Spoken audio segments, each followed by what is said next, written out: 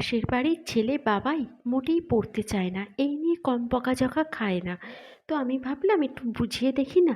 বললাম, বাবা তুমি কেন পড়তে চাও না? তুমি কি বুঝতে পারো না? আমি বুঝিয়ে দেবো।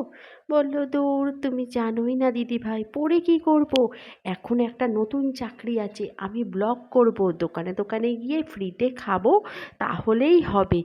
আমি এসব পড়াশোনা করবো না, ছোট্ট ছোট্ট ড্রেস পরে নাচবো, তাতে অনেক টাকা। বাবা দিন রাত পড়েছে, মা পড়েছে, কই আমাদের তো অত টাকা অত গাড়ি নেই। তাই আমি ওইটা করব, এতেই পড়া যায়। আর না হলে আমি রাস্তায় দাঁড়িয়ে জিন্দাবাদ জিন্দাবাদ বলবো, আর মাঝে মাঝে পার্টি অফিসে গিয়ে বসবো, তাহলেই অনেক টাকা ইনকাম করা যাবে। এই কথাটা শুনে ছেলে মানুষের বুদ্ধি ভেবে হাসতে পারলাম না, ভয় পেলাম। ভবিষ্যৎ প্রজন্মটা কোন জায়গায় যাচ্ছে, আমাদের একটু থেমে ভাবা দরকার যে কোনটা আমাদের ভবিষ্যৎ।